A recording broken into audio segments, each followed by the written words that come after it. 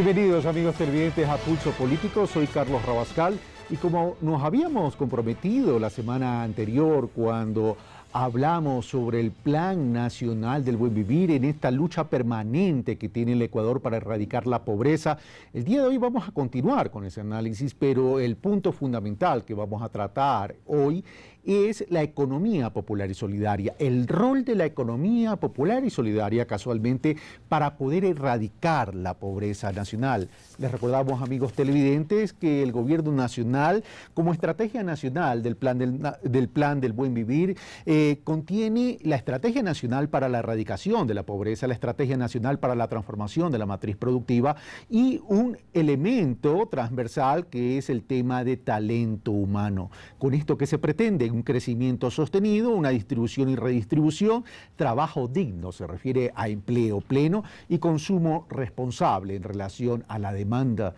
Que nuestro país sea una sociedad que no esté orientada a ese consumismo, a ese materialismo, sino que busquemos más bien condiciones de vida que nos lleven a aquello que la Constitución de la República lo llama el summa causale, que es el buen vivir. Recordemos también que este rol de la economía popular y solidaria nace de una realidad del país, de una realidad que realmente es de Latinoamérica, pero nos vamos a ubicar en el Ecuador. A diciembre del año 2006, los indicadores de la pobreza estaban en un 37.60%.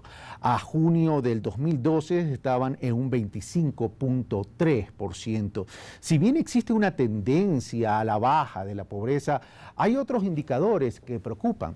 Por ejemplo, en julio del 2013, la pobreza se ubicó en $77.03 mensuales por persona, mientras la pobreza extrema en 43.4. Este umbral de pobreza a nivel nacional reflejó las siguientes cifras: 23.69% y la pobreza extrema del 8.51% a nivel nacional. En cambio, lo preocupante realmente es la zona rural, el área rural. En el área rural, la población en pobreza se ubica en el 40,73%, mientras la pobreza extrema en el área rural en el 16,99%. En cambio, en el área urbana, la incidencia de la pobreza está en el orden del 14,93% y la extrema pobreza en el 4,16%. ¿Cómo pretende el país, y Latinoamérica incluso, erradicar la pobreza a través de estrategias nacionales como la economía popular y solidaria? Es lo que vamos a ver en este programa del día de hoy. Para aquello, veamos a quienes hemos invitado.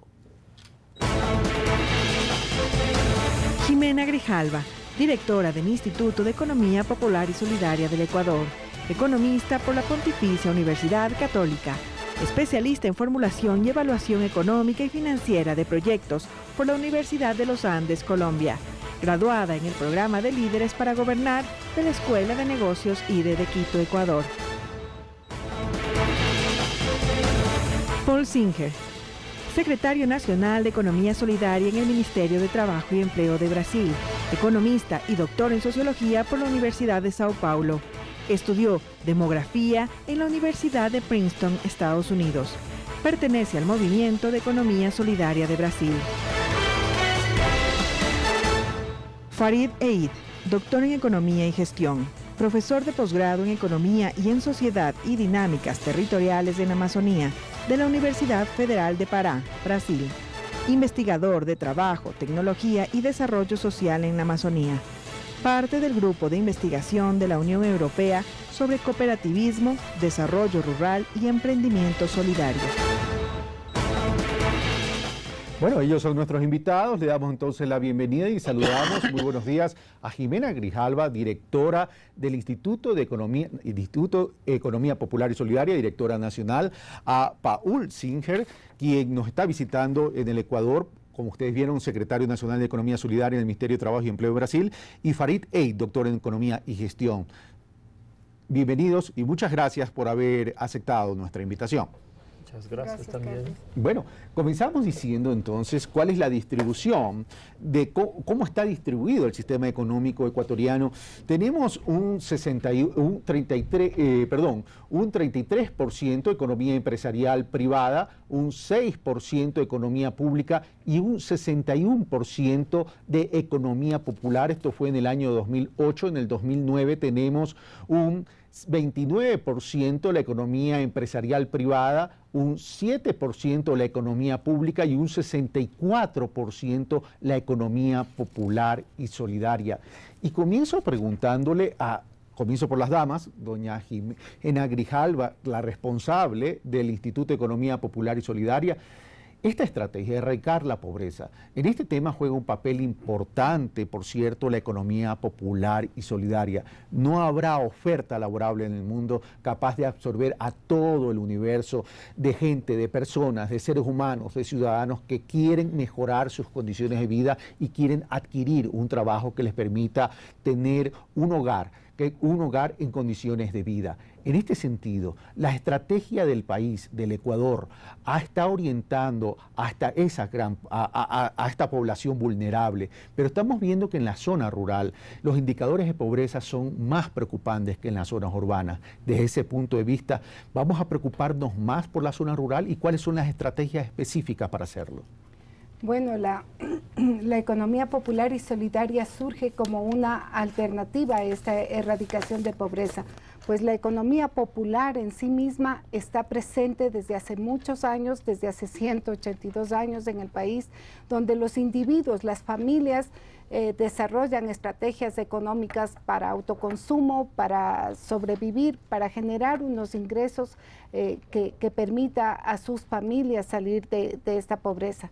Pero la economía popular y solidaria lo que permite es orientar, es dirigir esa capacidad productiva que está presente en la economía popular, dirigirla de forma organizada hacia emprendimientos generados de forma asociativa para que juntos los actores de la economía popular puedan producir, puedan generar escalas en su producción, puedan mejorar sus procesos productivos, posicionarse en mercados y de esa manera pues mejorar y alcanzar ingresos autónomos dignos que les permita superar esa línea de pobreza a la que hacía referencia Carlos de los $77 per cápita y esto significa además una redistribución auténtica del ingreso.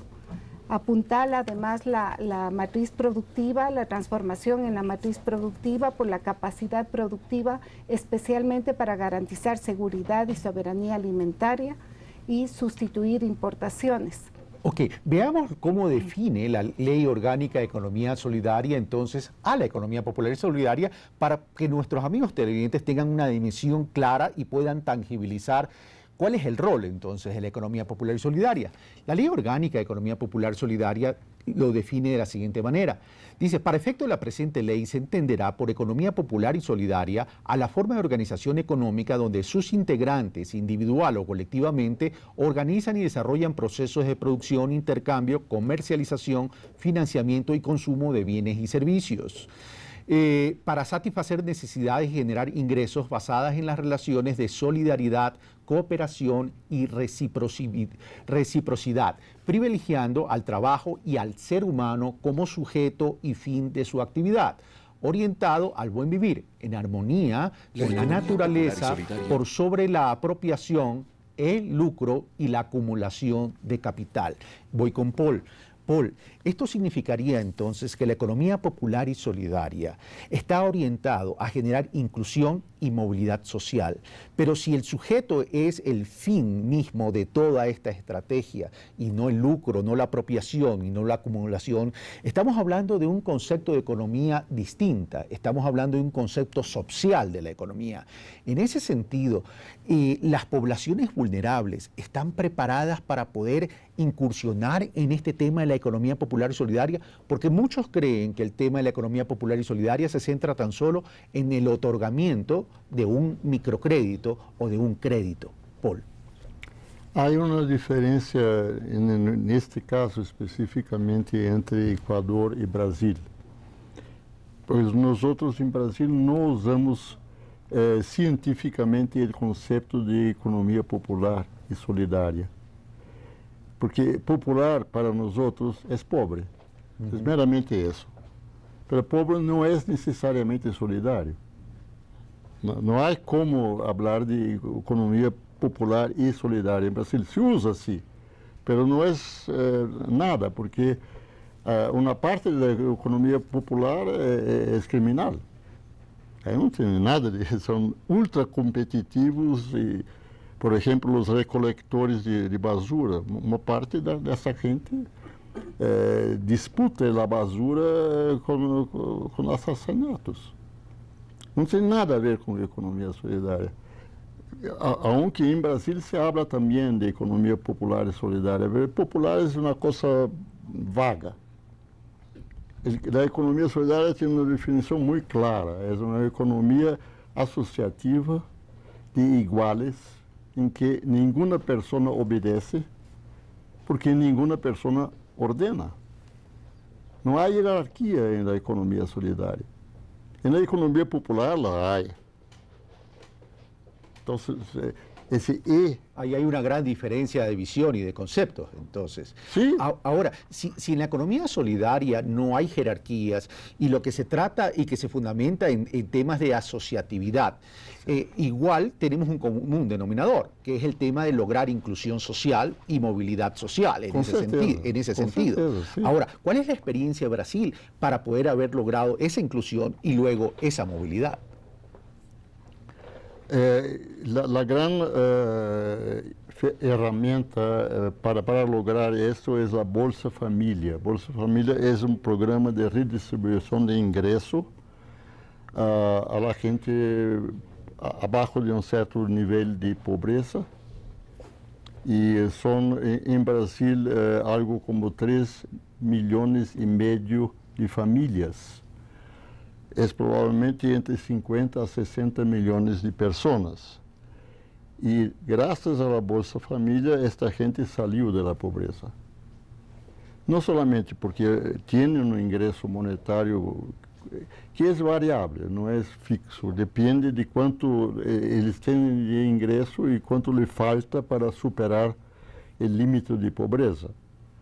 E isto possivelmente vai variar também no tempo, porque ao lado do programa de Bolsa Família, em Brasil há programas de inclusão produtiva, exatamente ao público da Bolsa Família. A ideia é que a Bolsa Família não seja uma coisa permanente, eterna, que seja uma forma de ajudar a gente a não precisar mais. Esa Bolsa Familia es un subsidio, lo que equivaldría aquí el bono de desarrollo humano. Supongo, yo no conozco ese. No, le pregunto a Jimena. Ese sería el equivalente. Sí, tienen transferencias monetarias para garantizar un consumo mínimo en las familias, con el mismo objetivo que nosotros hacemos, las transferencias del bono de desarrollo humano. Ahora, voy donde Farid. Farid, si bien se trata y el objetivo es generar una economía no para los pobres, sino para solucionar los problemas de la pobreza, significa sacarlos de la pobreza, pero para sacarlos de la pobreza hay que emprender en grandes estrategias. No solo se trata de temas de dinero, el tema es cómo se utiliza el dinero, para qué se utiliza el dinero y si estoy preparado para poder generar un emprendimiento, una actividad que me permita a su vez generar recursos para que se redistribuyan y que mi familia pueda salir adelante. Ahí se puede hablar de iniciativas individuales o iniciativas colectivas a través de la asociatividad, como bien lo dijo Paul. En ese sentido, culturalmente, las poblaciones vulnerables están preparadas para poder emprender este tipo. ¿Cómo se orienta la educación? ¿Cómo se las prepara para poder involucrarlas en este tipo de actividad? Muy bien, son varias estrategias que son utilizadas en Brasil. Desde la participación de las universidades, hay una centena de universidades públicas y comunitarias que tienen las incubadoras de cooperativas populares, que trabajan con una metodología específica, con el método dialógico, onde hay una interacción de saberes populares y saberes académicos para se desarrollar tecnologias sociales, de inclusión social y productiva.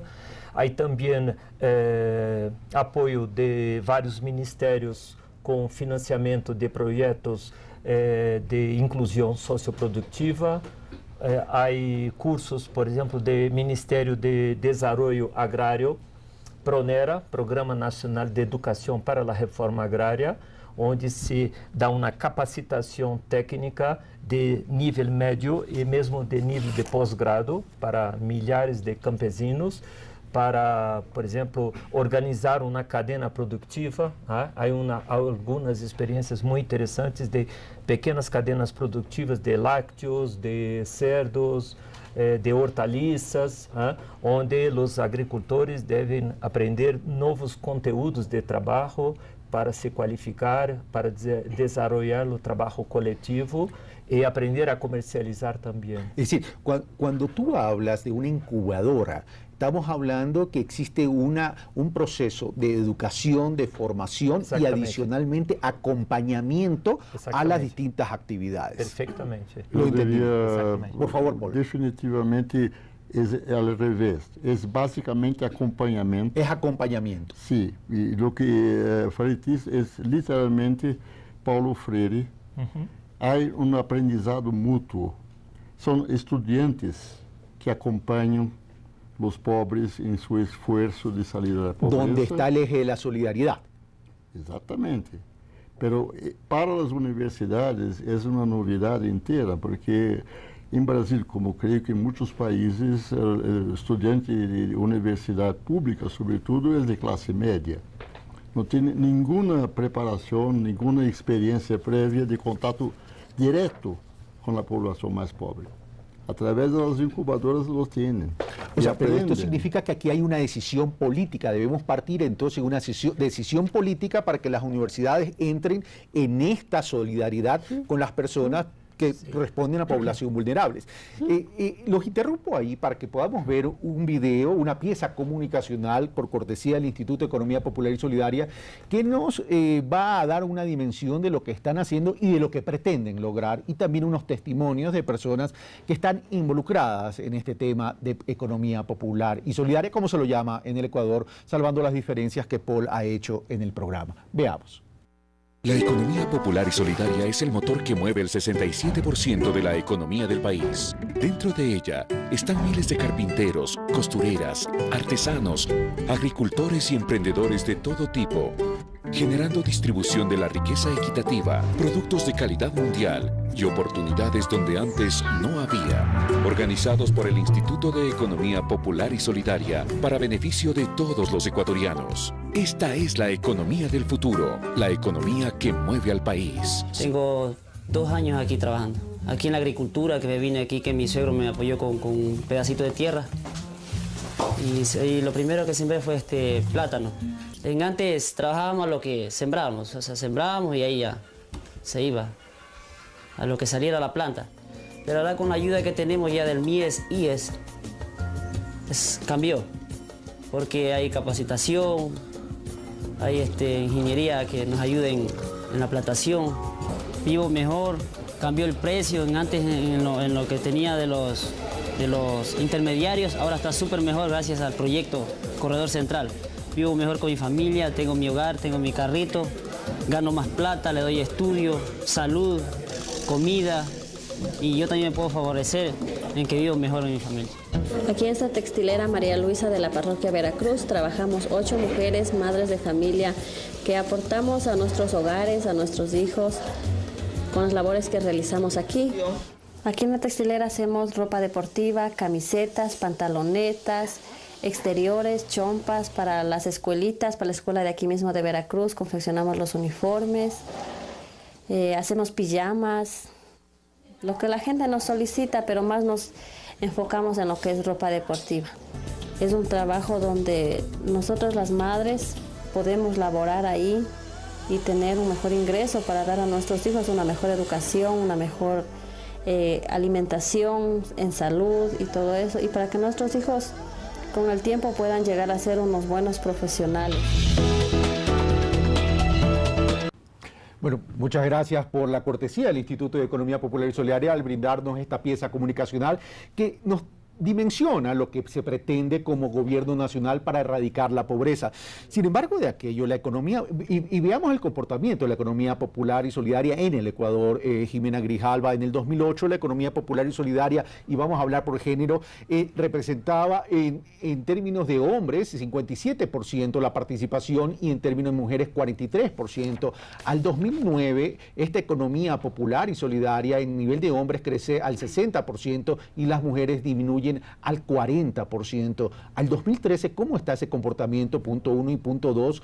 ¿Qué dice Jimena Grijalva? La diferenciación que hace Paul Sirgen entre lo que es la economía popular y solidaria, donde se establecen jerarquías, y una economía solidaria donde es transversal.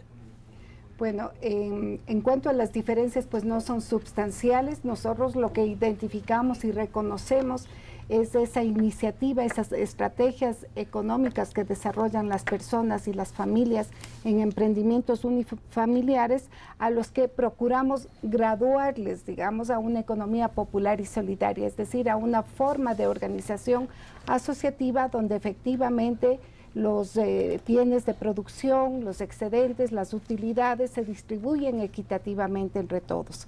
La participación por género sigue siendo similar, quizás entre el 50% hombres, 50% mujeres. Al principio incluso había menos hombres, pero la inclusión económica que ha permitido, especialmente en madres jefas de hogar, ha logrado esta unificación, familias más sólidas. En muchos de los casos nosotros hemos podido comprobar que el hombre que había dejado el hogar vuelve a estas familias y se convierten ya en unidades familiares que mutuamente van ya haciendo labores cooperativas. Pero en ese sentido, Jimena, y te interrumpo ahí, porque tengo también, y hay realidades culturales y sociales. Si vemos entonces, si me escuchan en el control máster y vamos a adelantar el directo de la doctora Viviana Maldonado, que es... Había un freno y una realidad social. En el Ecuador hay un alto indicador de violencia intrafamiliar.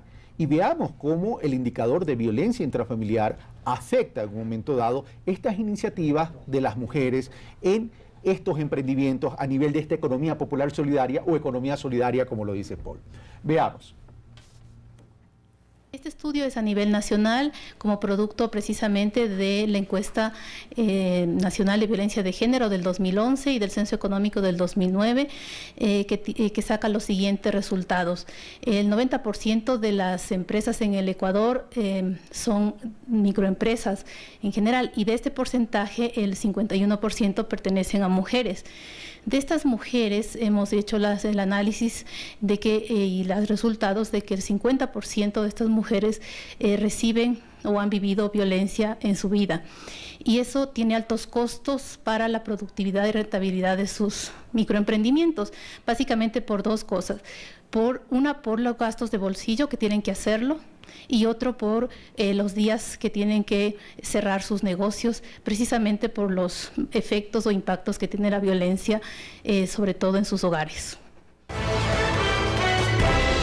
Esta es una investigación de la GTZ, una ONG alemana. ¿Qué opina Jimena, para luego pasar a Paul, sobre este tema muy puntual? Bueno, sobre este tema muy puntual, pues ya es un tema cultural, pero realmente en estas formas asociativas, en estas formas de organización cooperativas, lo que hemos visto es que la violencia contra la mujer va disminuyendo.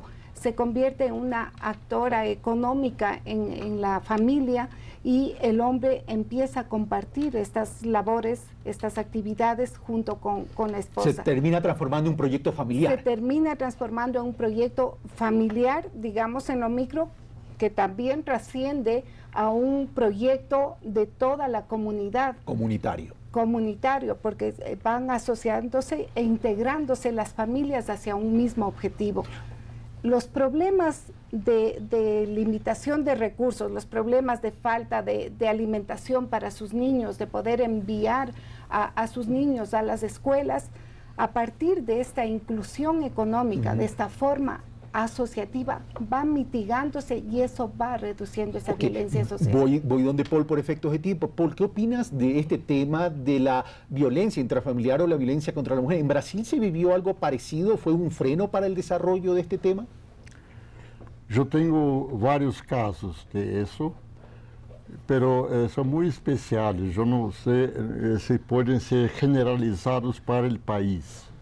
Por ejemplo, en el Río. En el Río la población pobre vive en los morros, en las altitudes, y es donde el crimen organizado, sobre todo el tráfico de drogas, se concentra.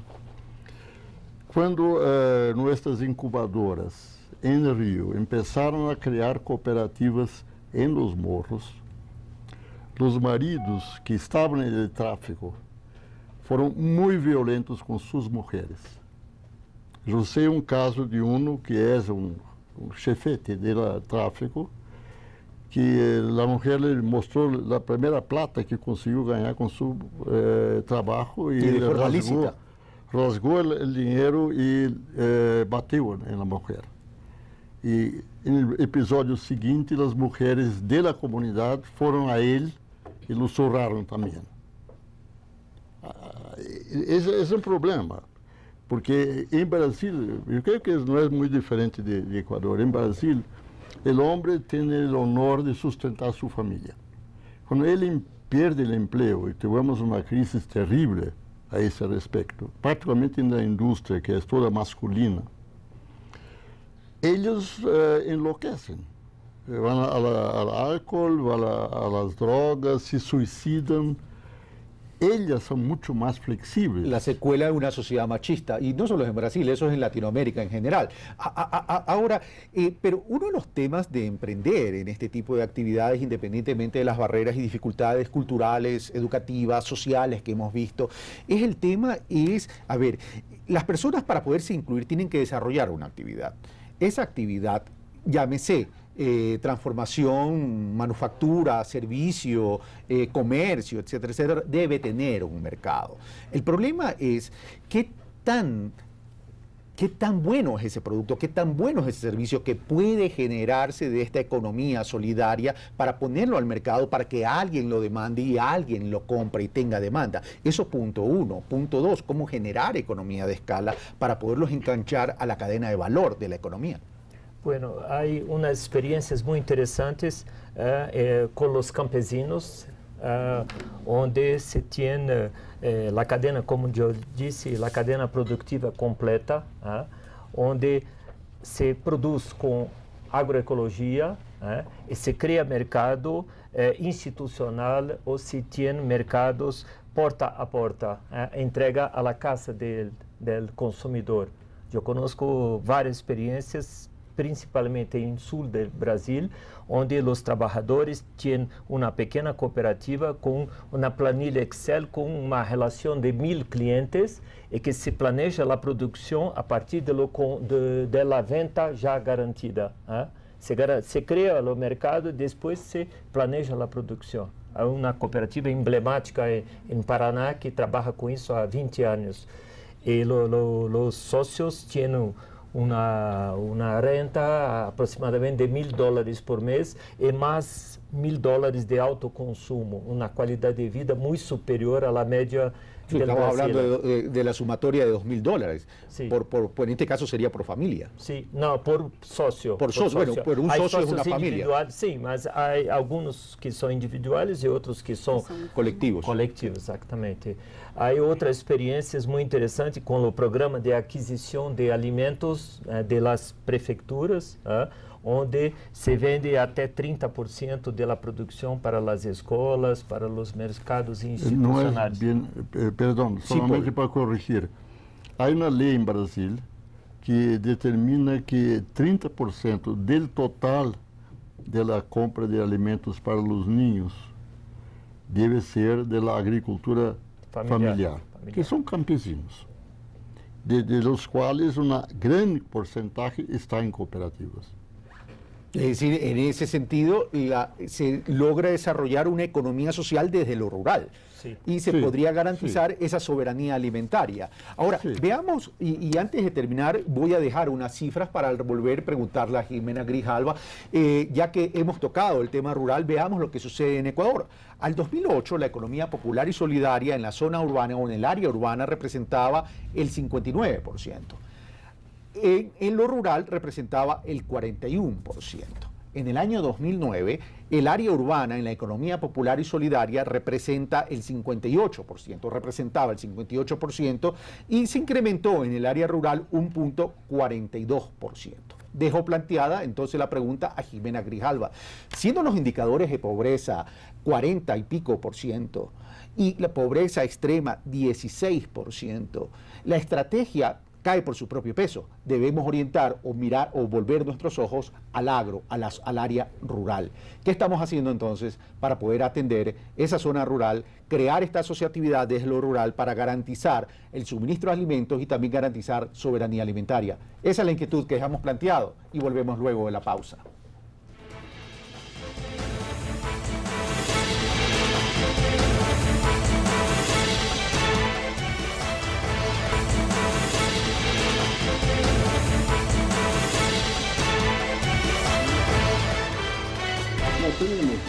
Les recordamos, amigos televidentes, que estamos en Pulso Político viendo el rol de la economía popular y solidaria como estrategia para erradicar la pobreza dentro de este macroestrategia que es el Plan de Buen Vivir. Para aquello hemos invitado dos expertos, uno secretario de Estado de Brasil en todo lo que tiene que ver economía solidaria, como es Paul Singer, y Farid, ¿me recuerdas tu apellido, Farid, que era un poco complicado?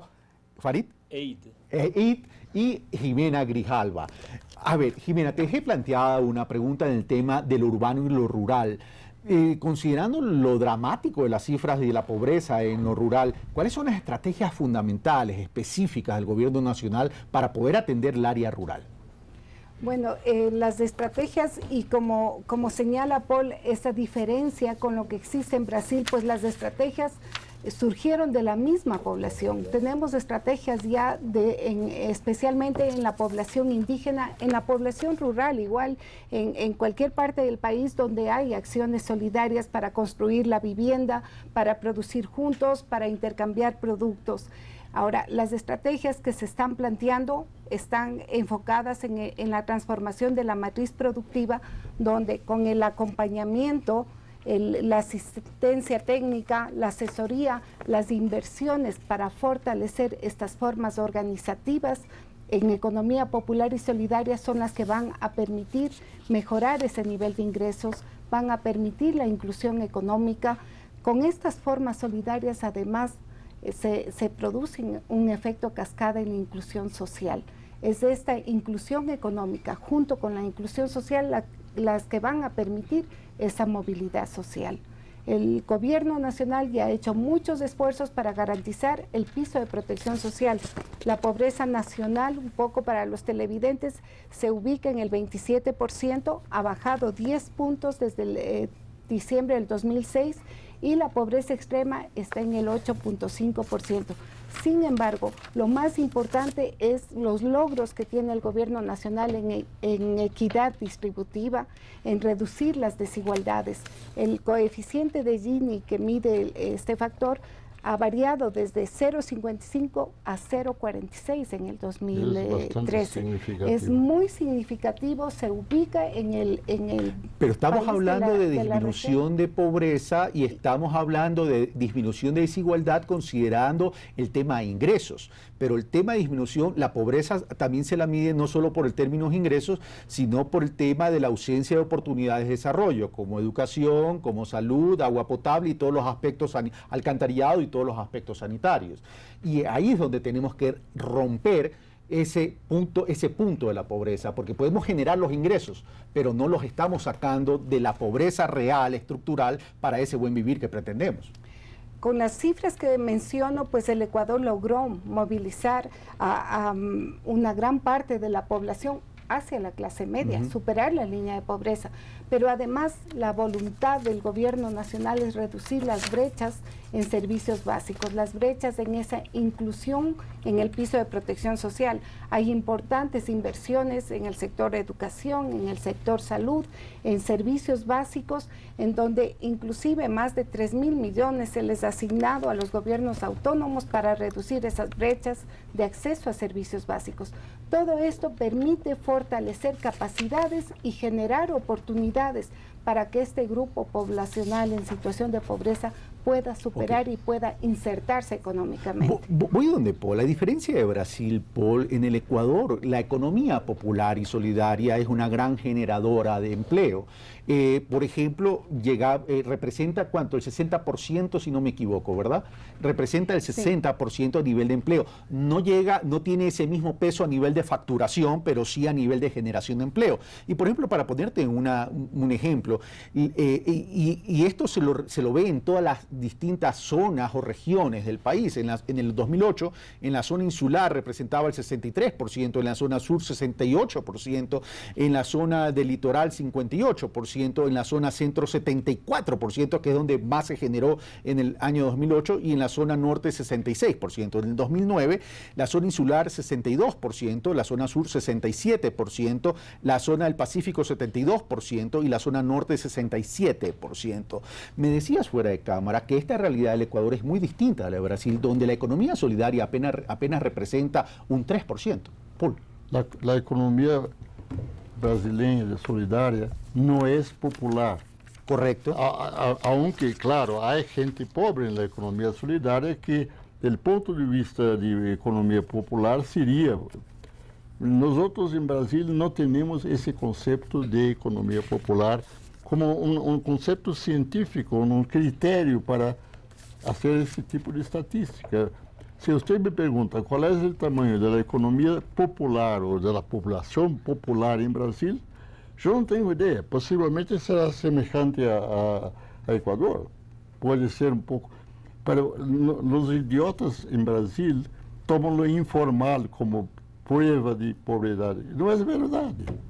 No es ni un poco verdad. El hecho que alguien trabaja informalmente en Brasil no prueba que es pobre.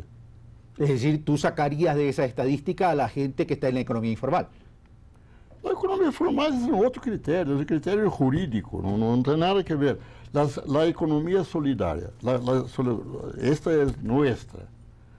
90% de los emprendimientos de economía solidaria son informales. Ok, entonces eso significaría que, de acuerdo a la experiencia de Brasil, Farid, tendríamos que tener estrategias distintas para la población vulnerable y para la economía y para aquella población que está inserta en la economía informal. Y solamente para dar unos datos, la última encuesta de indicadores laborales publicadas por el INEC, por cierto, revela que el subempleo se ubicó en el 44.78%, un punto más con respecto al año anterior, pero 6 puntos menos en relación al 2008. Wilson Araque, director del área de gestión de la Universidad Andina, mencionaba e indicaba, este es un problema estructural que lo único que demuestra es que hay un problema de calidad de empleo. Los subempleados son gente que buscan trabajar más, generar más y estar mejor ubicados, tener mejores condiciones, no están satisfechos y muchas veces es porque el trabajo que tienen es de mala calidad. ¿Lo mismo pasa en Brasil? No tenemos ese... Perdón. No, puede continuar. Esto es una conversación. No tenemos el concepto de subempleo. Lo que yo diría como economista es que subempleo es una persona en Brasil que trabaja menos horas o menos días do que precisa. Eso sería un semidesempleo. Okay. Vamos donde Farid. Bom, nós temos o conceito de trabalho precário. Trabalho precário é quando as pessoas não têm os direitos trabalhistas, os direitos sociais, ou se não quando tem trabalho parcial ou trabalho itinerante, onde não se tem mais local de moradia, porque as pessoas se deslocam para onde tem trabalho, ou se não com uma sobrecarga enorme, porque nós temos hoje o retorno da mais-valia absoluta, muita gente que tem 2 empregos, 3 empregos, e não são empregos, são trabalhos, somando tudo para conseguir sobreviver. Então, isso nós consideramos trabalho precário.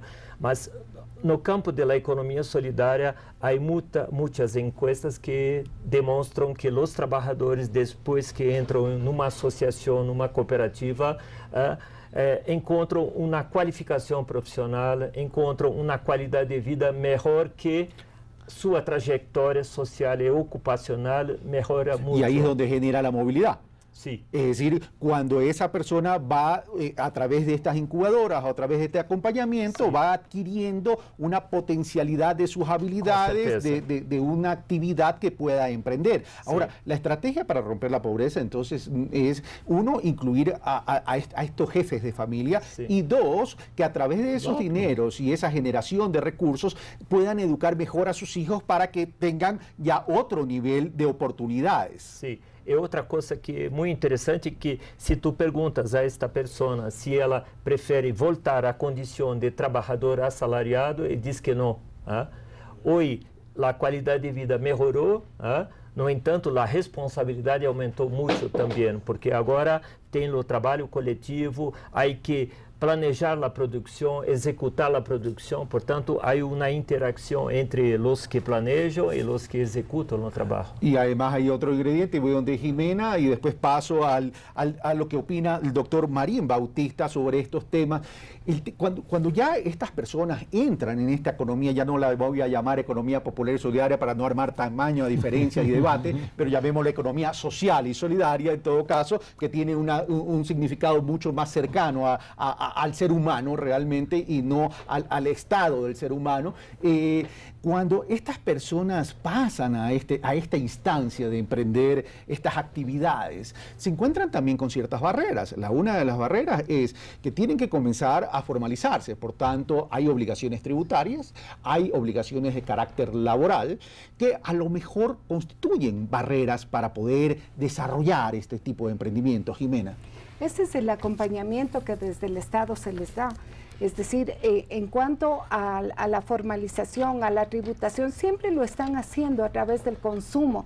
No es verdad que no tributan estos trabajadores por cuenta propia.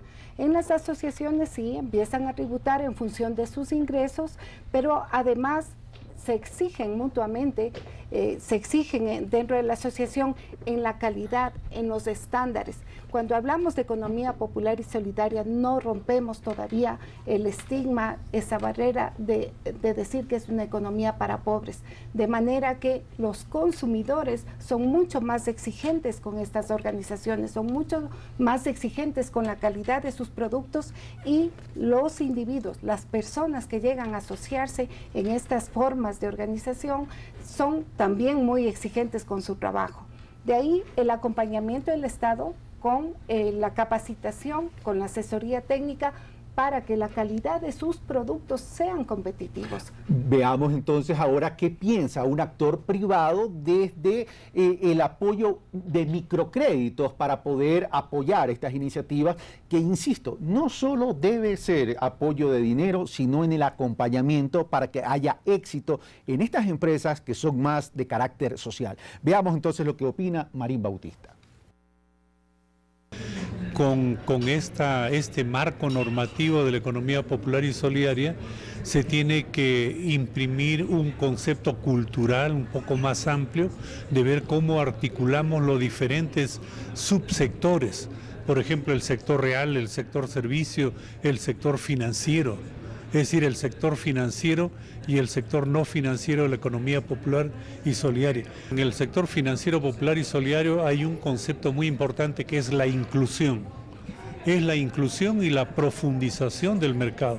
Es decir, de qué forma llegamos mejor a los pequeños emprendimientos, a esos emprendedores, para generar mayor bienestar a ellos y a través de ellos generar también empleo.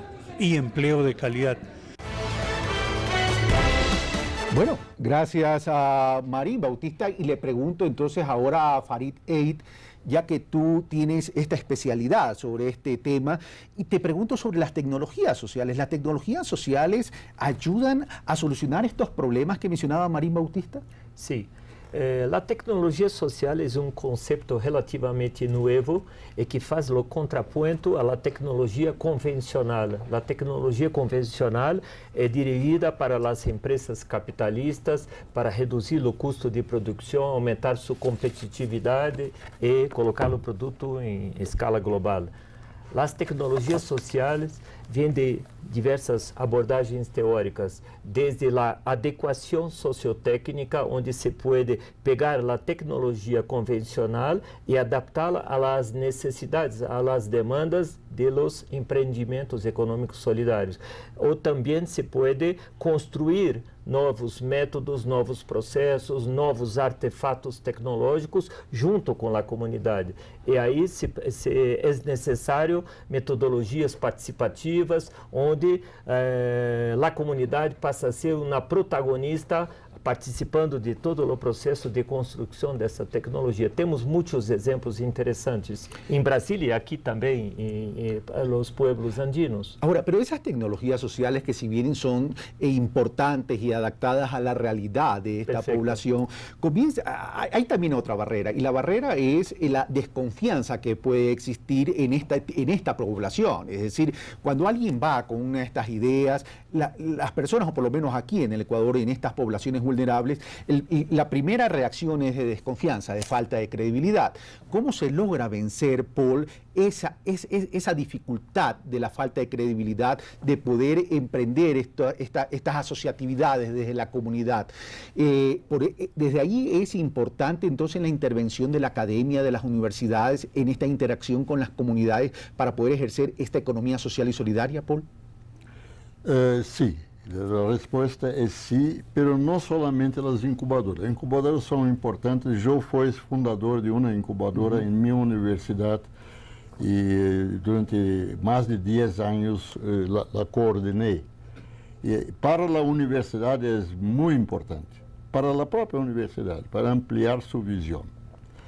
Pero no es solamente las incubadoras. La iglesia, Caritas es decisiva para la difusión de economía solidaria. Estamos hablando de la institucionalidad de una sociedad entera, es decir, de los distintos actores de la sociedad.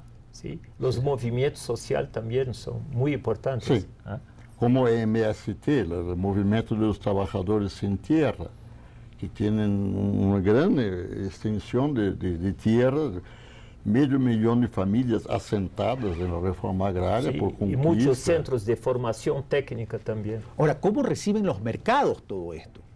Porque yo puedo tener todo este emprendimiento, puedo generar todo este servicio, puedo generar todos estos productos, pero si no tengo a alguien quien me los compre, voy a tener serias dificultades. Este es un asunto ampliamente discutido en mi secretaría.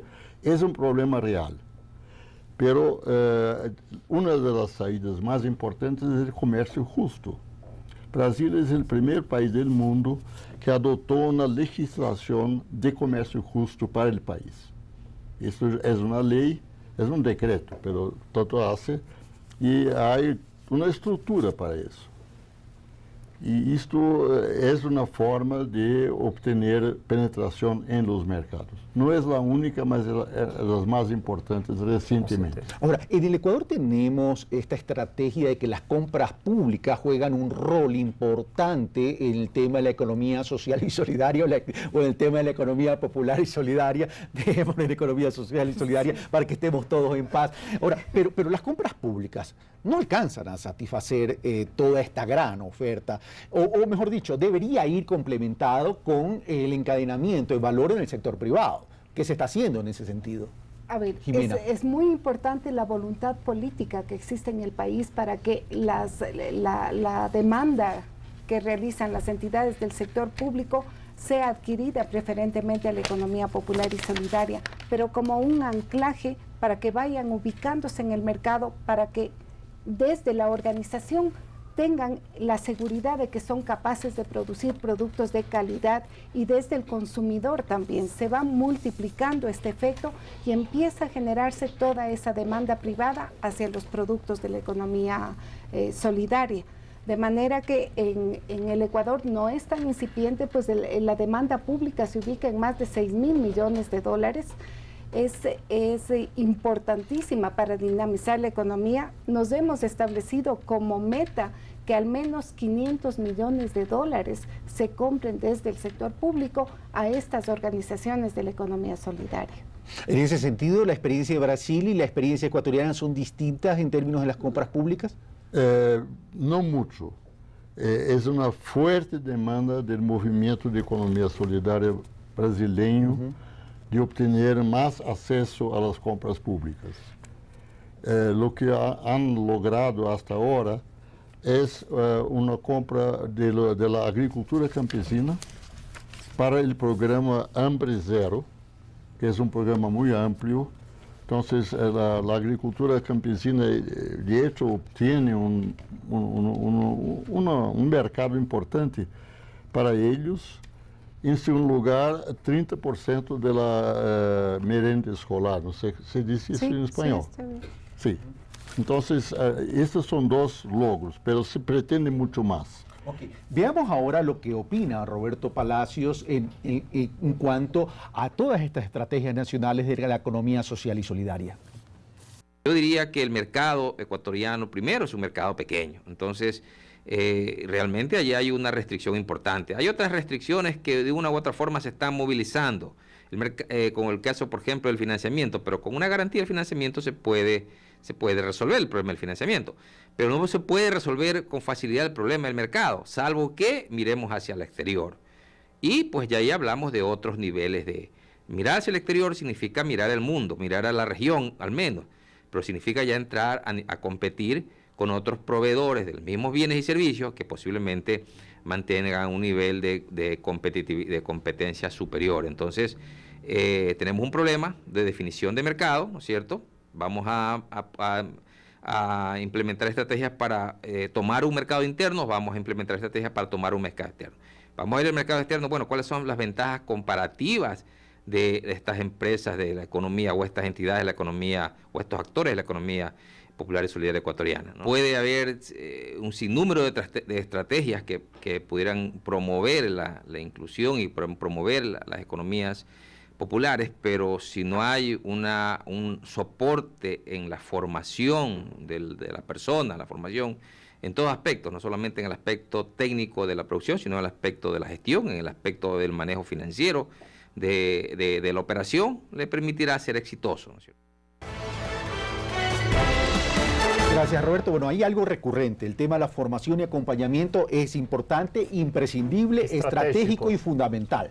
Pero toca dos temas, Roberto, que para mí son importantes. Uno, el tamaño del mercado. En el caso del Ecuador es un mercado pequeño. En el caso de Brasil, Brasil es un país mucho más grande en términos de población y de economía, evidentemente. Y el otro tema que toca o que trata es el tema de la garantía que tendría que dar estas asociatividades a la institución financiera pública o privada que estaría apoyando. Pero en términos de mercado, voy a citar la edición de Diario El Telégrafo el sábado 20 de julio, donde dice: país exporta 12 millones de pares de zapatos. Luis Muñoz, subsecretario de MIPYMES y Artesanías del Ministerio de Industria y Productividad, MIPRO, señaló que entre 2007 y 2012 la producción de este sector pasó de 15 millones de pares a 30 millones, es decir, aumentó en un 100%. El tamaño del mercado es tremendamente importante, pero el desarrollo está... Si queremos sustentar un desarrollo realmente social y económico, tenemos que mirar hacia afuera. Desde las tecnologías sociales, de los emprendimientos de la economía social y solidaria, ¿se puede entrar a este tipo de emprendimientos para ubicar en mercados extranjeros y ser competitivos? Farid y después Paul. Bueno, do ponto de vista da economia social, a economia solidária e as tecnologias sociais, trabalhamos com a ideia de desenvolvimento local.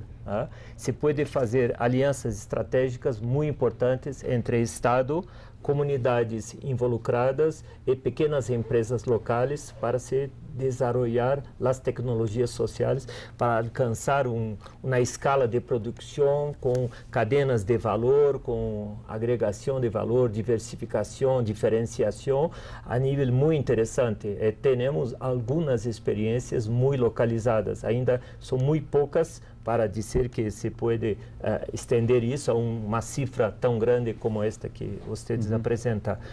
Por exemplo, temos as empresas recuperadas pelos trabalhadores, não são muitas, temos em torno de 70 empresas em Brasil e na Argentina um pouco mais de 200 empresas. Temos, por exemplo, a cisterna de placa para regiões de sequia muito forte. Esa es la situación, ya tenemos casi 600.000. Farid, me queda un minuto, voy donde Paul, la misma inquietud, Paul. Y lo otro es esta articulación, es decir, todas estas personas que se involucran en la comunidad, en un emprendimiento comunitario, son dueños de este emprendimiento, pero a su vez son trabajadores. ¿Cómo lograr entonces vencer todas las leyes laborales en ese sentido? ¿O son empleados o son empresarios? Paul. La solución es una ley sobre las cooperativas de trabajo que ya fue aprobada en el Parlamento y sancionada por la presidenta. Esa ley es importante en Brasil porque las cooperativas, los miembros de las cooperativas eran considerados trabajadores autónomos y por tanto no tenían acceso a los derechos trabajistas. Pero esto es una invitación para precarizar. Hubo una epidemia de falsas cooperativas en Brasil. A partir de 1994, com a mudança na CLT. O grande desemprego cria uma oferta de mão de obra sem condições, trabalham por nada. Cooperativas fraudulentas. Sí, pero esta ley nuestra fue para resolver eso. Te agradezco, Paul, te agradezco, Farid. Tus conclusiones, Jimena, 30 segundos. Nada más hablar de este mercado limitado que señala Roberto Palacios, pues todavía tenemos una balanza comercial no petrolera negativa y ahí está ese mercado. No podemos seguir importando alimentos, por ejemplo. Es estos actores, estos pequeños productores los que pueden de alguna manera aportar en esa transformación de la matriz productiva sustituyendo importaciones. Tenemos productos de estrella como café, cacao, que deben ser industrializados y a partir de estos emprendimientos asociativos de la economía solidaria se les puede dar esa calidad para dejar de ser exportadores primarios. Gracias, Jimena Grijalva, directora del Instituto Económico de Economía Popular y Solidaria. Gracias, Paul Singer. Gracias, Farid Eid. Gracias a ustedes, amigos televidentes, y recordar, la economía no solo son cifras, la economía no solo son indicadores. Podemos llenarnos el pecho de medallas en términos de crecimiento económico, pero si no logramos erradicar la pobreza con estrategias solidarias, donde la base del pueblo ecuatoriano sea la principal protagonista, entonces de nada ha servido los recursos del petróleo y de nada ha servido los recursos que puedan venir de la minería y las exportaciones que realizan las grandes empresas. Miremos los ojos a quienes más los necesitan, a nuestra población vulnerable, y ahí tendremos una verdadera economía social y solidaria. Esto fue Pulso Político, soy Carlos Rabascal, los espero el próximo domingo.